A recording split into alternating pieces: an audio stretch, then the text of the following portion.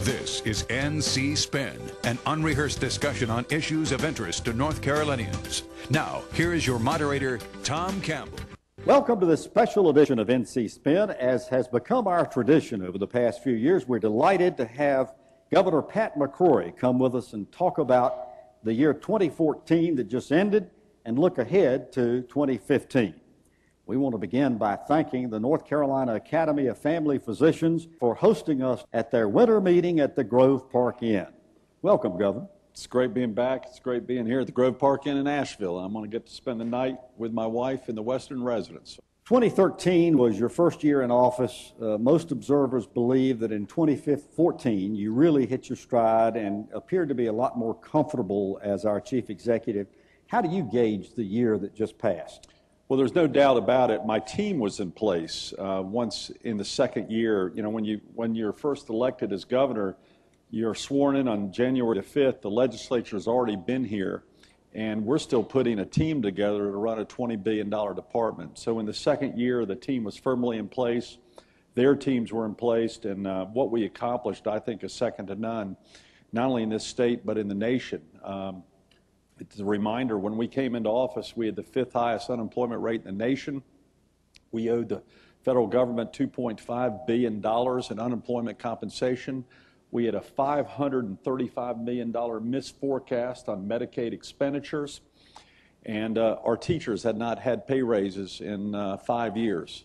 So we resolved most of those issues, and for the first time, in fact, I'm going to tell you this because you've made a comment on this several years, I made a commitment that our unemployment rate would be below South Carolina. And it now is. It is, as of 2 weeks ago. And I told Nikki Haley, the governor, that yesterday. And so she's going to be fighting hard to beat us next month. All right, let me segue into a couple of things you talked about here. You said going into this short session, teacher pay raises was your number one priority. We passed teacher pay raises, an average of 6%, first time in years. But a lot of those raises went to teachers fairly early in their teaching career. Where we needed to give the pay raises is where and when we were losing our teachers. And we were losing our attrition rate, and losing teachers was the largest during the first 6 to 10 years of employment.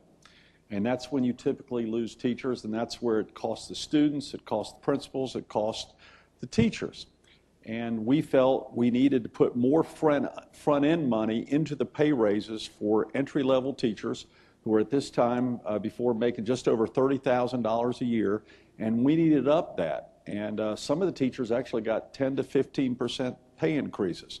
Most people also don't realize that during this past 5.5 years, when we did not have across-the-board pay increases, the experienced teachers were getting pay increases through longevity pay at a pretty substantial rate. So it was a little misinformation about all teachers not getting pay raises during the last 5 years, because we still had the concept of longevity pay. So experienced teachers were getting pay raises, while teachers with 1 to 10 years of experience were getting little or no pay raises whatsoever. And leaving the classroom. And leaving the classroom. All right. You expressed your support for Common Core, but the legislature essentially discarded these standards after 2 or 3 years of work on the process. Common Core is still as it is, but there needs to be changes in Common Core. And the major change that needs to be made is the testing, especially the end of the year testing. And I most likely will be making a recommendation as governor to possibly eliminate the end of the year testing in certain areas. We're going through the details of that right now, but some of the Common Core testing, teachers were telling me all they're doing is testing, and they're not teaching anymore. And we've got to let teachers return back to teaching. So that was a problem with Common Core. The concept of Common Core is good, especially we need to have basic reading and math skills. We have to have them, and they have to be national and international standards regarding if you aren't willing to teach at the highest standards, we're going to fail as a state. The other thing that I do think we need to improve upon is a lot of the Common Core was directed toward people going to college, students going to college. And one thing I've emphasized is that there are several successful career paths. College is one career path, but I firmly believe vocational schools and vocational training is another career path. And a lot of the testing seems to be only directed toward college type of knowledge, when in fact, if we're going to succeed as a state, we need to reward and emphasize technical training, mechanical, electrical, technicians, medical, IT, because that is where we have our job skills gap in this nation and this state right now. And I think some of the testing is more slanted toward college testing or going to college as opposed to across-the-board education. During the November elections, the Democrats attacked the Republicans for cutting $500 million out of K-12 public education funding. Now, you have publicly spoken saying that ain't the way it happened, that it didn't actually cut $500 million. And yet, the debate has resonated with the voters, and the exit polls showed that the voters actually believe that. What are you going to have to do to fix that Well, if perception? you repeat something enough, and the media repeats what the protesters say enough, people will believe it. It's great advertising to repeat a lie. And the fact of the matter is, we're spending more on education this year than this state has ever spent on education. Where some of the misinformation, not only in North Carolina has occurred, but in other states also, is a lot of the stimulus money and other monies went into education, but everyone knew it was one-time money. And then that money ran out, the federal money ran out, and all of a sudden they say the governor cut funding, when in fact that is not the case. We are spending more state dollars in education than any time in our state's history.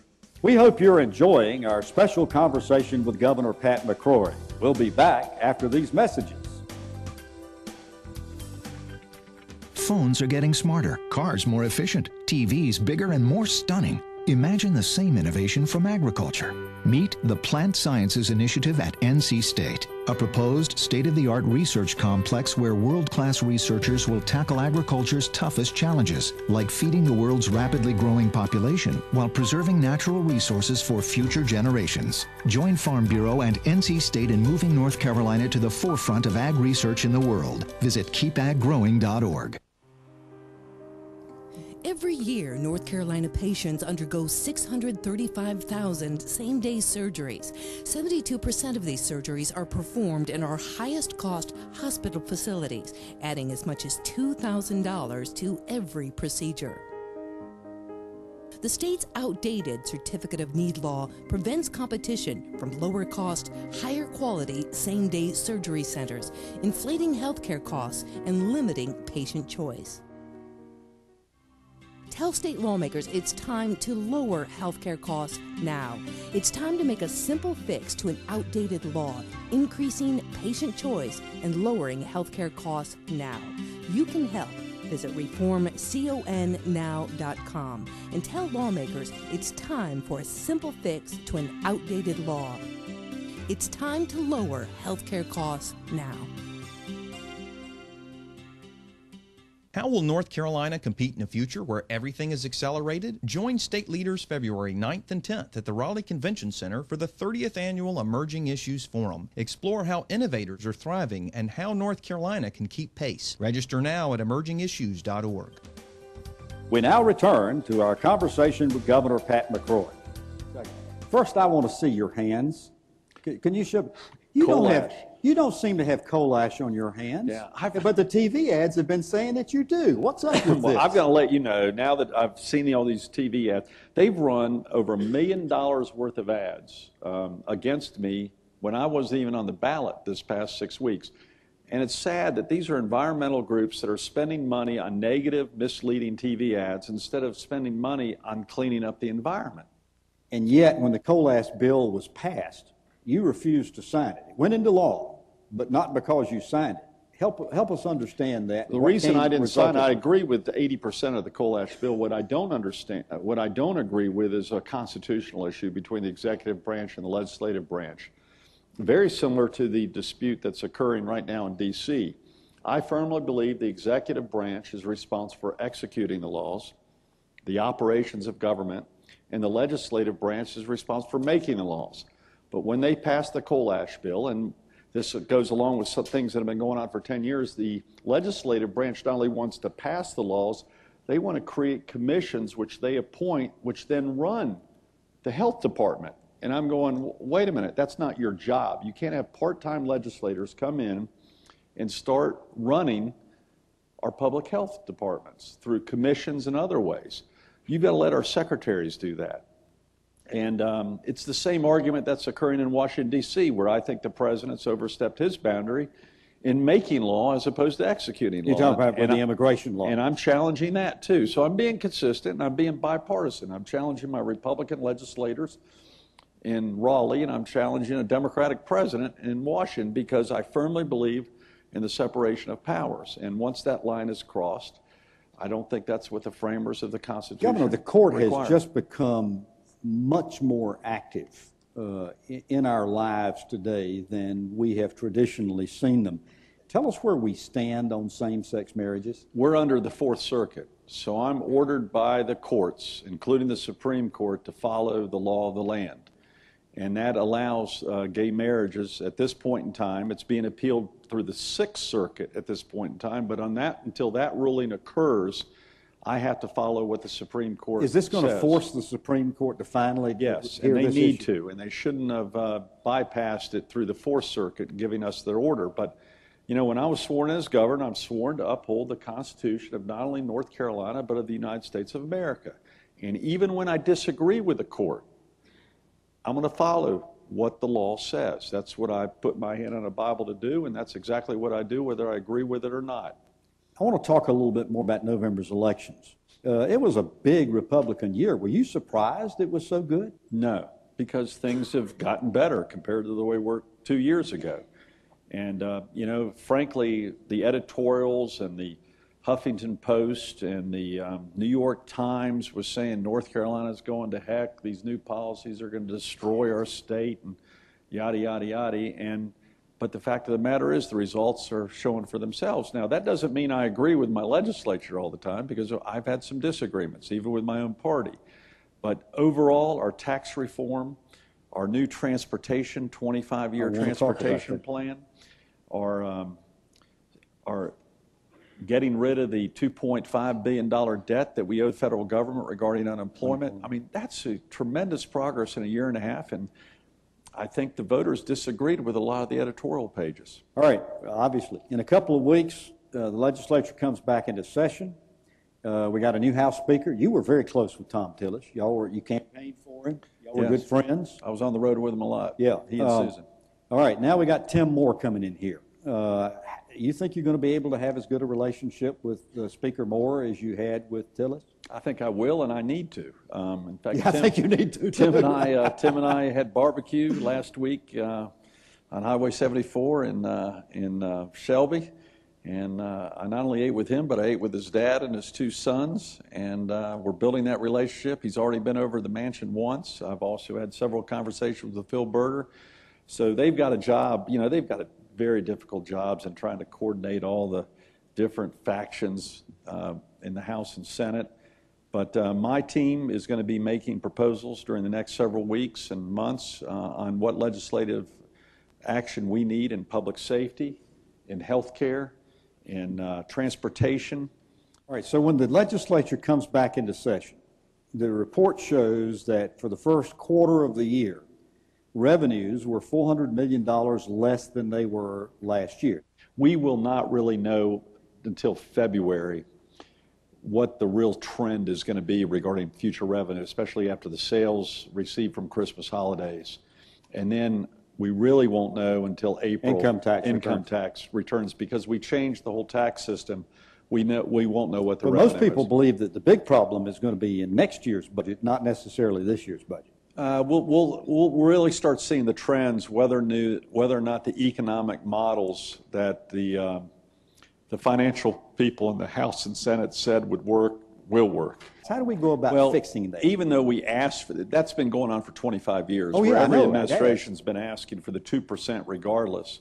But then it's my job, starting in January, most people don't realize that, but starting in January for about a 4 to 6 week period, I'll be stuck in a room probably about 4 to 8 hours a week, going through every line in the budget over about $100,000 in a $20 billion budget, and literally going down going, what makes sense to add, what makes sense to cut, and then I have my budget person right next to me going, wait a minute, your numbers don't add up. And I'll tell you, it's just like in your own home budget. And this will be the first budget that you've actually had a chance. No, I did it last time. Oh, did you? Oh, yeah. The whole time? I've done it twice now. So is next year? But I did it with Art Pope in a room. And now I'm doing it with Lee That had to be a Roberts. lot of fun. Oh my gosh! Although By the way, in a building building in which the air conditioning system doesn't work nor the heating system works, and that's another major issue. The state government buildings, the maintenance of buildings, both in state government and our universities, is they let it go during the last 10 to 15 years. I'll give you an example. When Ann and I were walking up to the old state capitol building to get sworn in as governor on January the 5th, I noticed the two fountains in front of the old state capitol building were broken and had trash in them. Just two fountains from 1841. And I said, that's kind of odd, and it looked terrible. Well, 4 weeks later, after I was sworn in, I walked by, it's still the same trash. Finally, I asked, what's that all about? And they said, oh, that's been that way for over 5 years.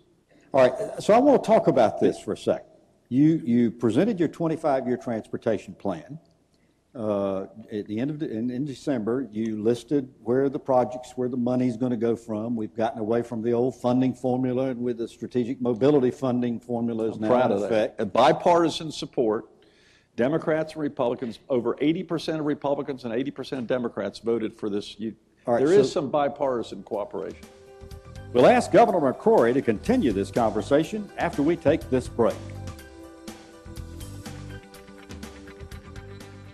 Education has always formed the foundation of strong, vibrant communities in North Carolina. But what should our priorities in education be, and how can we find common ground? I'm Keith Poston with the Public School Forum of North Carolina, and I invite you to join the conversation. Let your voice be heard on key education issues on January 21st at our 2015 Eggs and Issues Breakfast. Reserve your spot now at ncforum.org. Again, that's ncforum.org. I was asked by someone months ago, isn't Medicaid in North Carolina broken? And my answer was no. There are parts of it that need to be improved. There are parts that need to be changed. But the whole system's not broken. There are a lot of things that are working very well. What is working well is that we have a physician-led, physician-guided team effort. It's built on the concept of physicians having medical homes, patients having medical homes. And that system that we've created in North Carolina has done wonderful work. It has saved money, it's improved quality, and we have data that demonstrates that. That's what we need to retain, that's what we need to build upon. We don't need to replace that. North Carolina's Family Physicians supports Medicaid reform that builds on our state's foundation of medical homes. OurNCHealthcare.com. Does your North Carolina business or organization have a story to tell? I'm Richard Campbell, and at Carolina Broadcasting and Publishing, we help tell stories that connect you to the people who will respond. We take the time to understand our clients' needs and what makes them unique. We craft their stories through the efficient use of words, images, and videos that resonate with their desired audience. We also know that a good story is incomplete without a call to action. On video, on air, online, and in print, from concept to final production, no one can help tell your story more effectively or affordably than we can. For special introductory offers, visit carolinabroadcasting.com or call 919-832-1416. Again, that's carolinabroadcasting.com. Let us help tell your story today.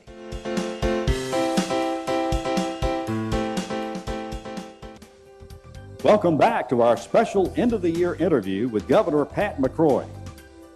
So you say we need $1 billion in transportation right now? At least. All right. So here's my $24 question. Will the public in North Carolina support a bond referendum to support that transportation program, and will you as governor recommend that? Well, first of all, the initial $1 billion bond referendum wouldn't require a public vote. but we may be asking for additional bonds for other infrastructure in the state, which I will support, and I'll be making recommendations. Is 2015 going to be the year that we're going to see Medicaid reform? And if so, what's it going to take to get off the dime? I mean, we've had the argument between the Senate and the House and all the various factions involved in this now going on for 2 years. What's it going to take to fix this Medicaid reform? It's going to take my leadership. It's going to take Aldona's leadership. It's going to take Senate and House leadership, and it's going to take the people in this audience to make it happen. They're going to have to hear for you. Aldona Voss, Secretary Voss, has presented a plan that came from the doctors and the hospitals. And it, by the way, initially went against what I wanted, but she convinced me because she was at the grassroots, and she said, Governor, this is a common sense plan that meets North Carolina needs. It's strategic, it's reasonable, it fits what North Carolina's been doing, and it meets the different regional needs. And she has convinced me. The House voted for it. I need the Senate to vote for it. Didn't even get a vote, and I'm going to need to hear from the doctors and the public. And we're recommending right now, accountability. It seems to be the Senate against everybody else, doesn't it? I'll let you make that determination. On this issue, there's just a lot of different opinions. I've got to respect people who disagree. But I think the model, the accountable care organization, where if you have a young mother on Medicaid with a young child who needs service, where she can go to one-stop location and be able to see the many different doctors dealing with the many different needs of a patient, whether it be the mother or the child, and get that service right then and there as opposed to being delivered here, here, here, here, and then getting 4 or 5 different bills, which means our costs increase and the service delivery is poor. Why not have an accountable care type of organization set up? And everyone's going to have to change. The current economic model for medicine is not sustainable. It's not sustainable for doctors. It's not sustainable for hospitals. It's not sustainable for insurance companies. And it's surely not sustainable for government and when we have a $500 million misforecast. And the patients, it's not sufficient for their quality care. Will you recommend more teacher pay increases in 2015? My goal is to recommend teacher pay increases to allow teachers to be promoted within the teacher ranks. So we reward based upon performance. And we also reward teachers, and I had asked for this last time, I didn't get it through mainly the Senate and the House at this point in time. We're going to have to start paying math and science teachers more money. What is it going to take? 13% of our third graders did not read at third grade level this past year. We continually hear about remediation that has to be done in our community colleges and our universities. What's it going to take to make some significant progress in improving education outcomes? I think we transfer some of the money down. Again, it's the pre-K, first, second, and third grade. If you can't read by fourth grade, the chances of recovering from that is very low.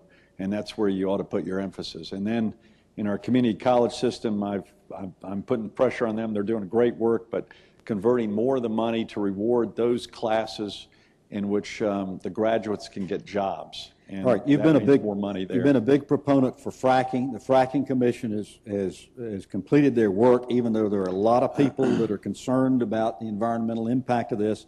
What's going to happen with that? We got to first find out if we have anything. The state has been sitting on the sideline for 25 years. We've never found out if we have natural gas to do even fracking. So if we have it, it's going to be in the sandhills of North Carolina, and we're going to try some test wells, and it might not even be there. But shouldn't we look?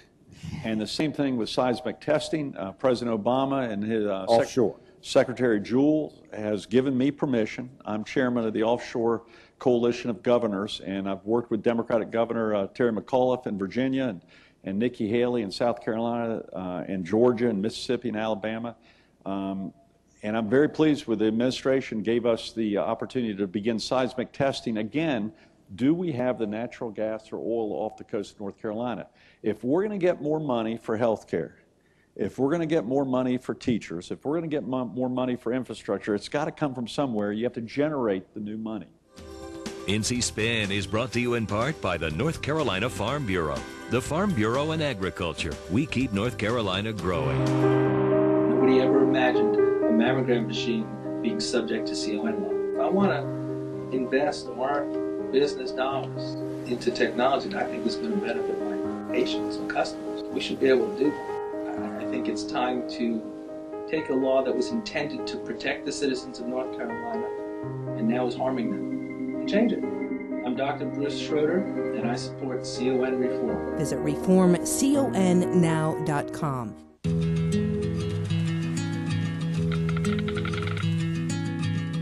The cost of everything has gone up dramatically over the last 75 years.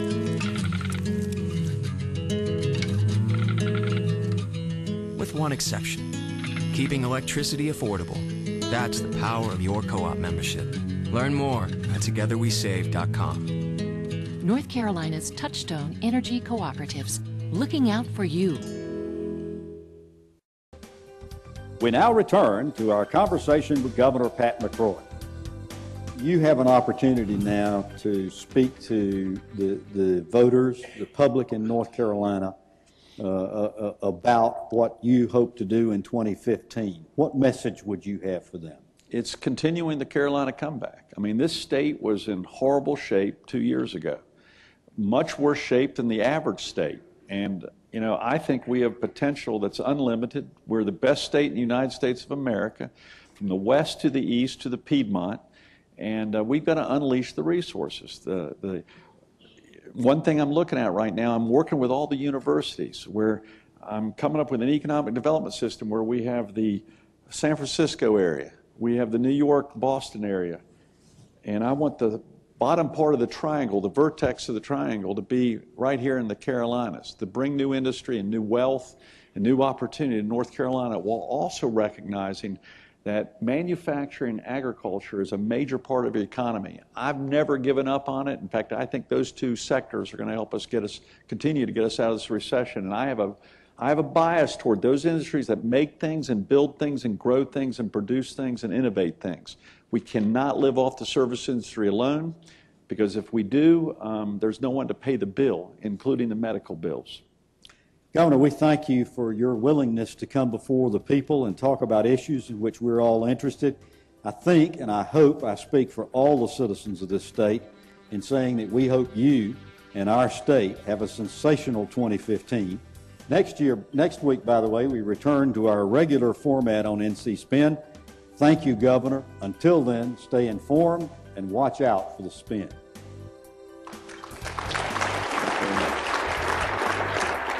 Are you going to take